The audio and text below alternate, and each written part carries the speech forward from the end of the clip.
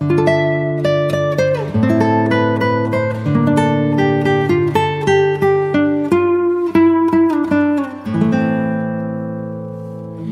tengah gelisahnya kota-kota kecil, di lorong desa yang mulai lupa cara membaca sunyi, muncullah sebuah dentuman keras, memekakkan dan menggoda.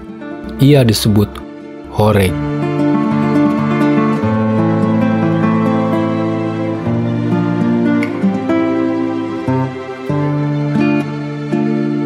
Sebuah irama yang lahir bukan dari getaran jiwa, tapi dari ledakan hasrat yang tak sempat disaring oleh nalar. Musik horeg bukan sekedar bunyi, ia adalah gejala, seperti demam pada tubuh yang sedang melawan infeksi. Ia menggelegar sebagai tanda adanya luka sosial yang belum sembuh. Irama keras, ketukan cepat, dan hentakan tanpa jeda seolah waktu harus dibunuh, bukan dirayakan. Lalu orang-orang menari, bukan dalam kegembiraan murni, tapi dalam semacam kegilaan kolektif. Mereka menggoyangkan tubuh, namun jiwa mereka tetap diam. Tubuh bergerak, tapi ruh tak ikut bersenandung. Ada yang kosong di balik tawa itu. Ada ruang sunyi yang sedang ditutupi dentum bas agar tak terdengar. Fenomena horeg bukan datang dari langit. Ia bukan wahyu. Ia adalah tangisan bumi yang tak didengar, lalu berubah menjadi teriakan. Ketika televisi tak lagi mampu menghibur, ketika sekolah menjadi tempat tekanan, ketika agama hanya menyuruh tapi tak memeluk orang mencari pelarian, dan horeg menjelma menjadi candu tanpa bentuk.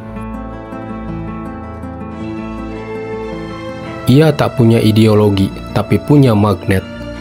Bukankah manusia selalu mencari getaran, tapi ketika jiwa tak lagi bisa digetarkan oleh puisi, oleh nyanyian alam, oleh kesederhanaan, maka ia akan mencari getaran yang lebih keras, dan horeg menawarkan itu.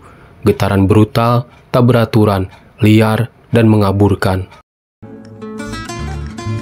Cobalah tengok wajah para penonton horeg. Adakah di sana mata yang berbinar karena makna, atau hanya mata kosong yang sibuk mencari lensa kamera? Horeg tidak lahir dari pemahaman akan musik, tapi dari kerakusan akan perhatian. Ia bukan simfoni, ia adalah sorakan yang tak tahu untuk siapa. Seolah-olah semua orang ingin tampil, tapi lupa mengapa tampil.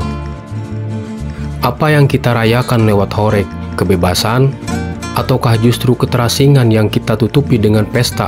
Ketika hidup terlalu berat, manusia seringkali memilih untuk berpura-pura bahagia. Maka musik horeg pun menjadi tirai, menutupi luka sosial dengan asap panggung dan suara keras.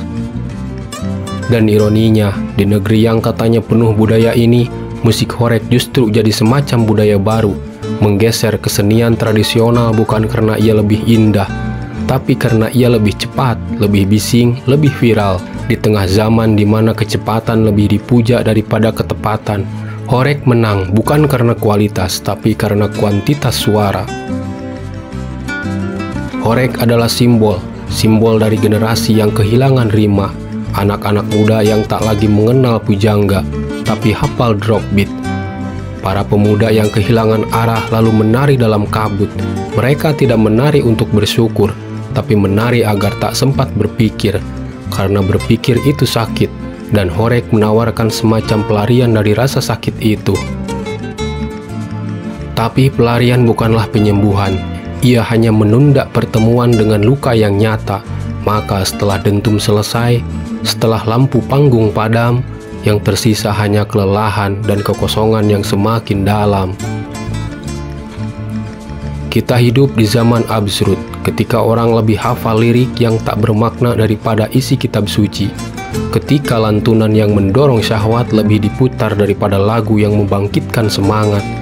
Ketika kita lupa bahwa musik bukan hanya untuk tubuh, tapi seharusnya juga untuk jiwa.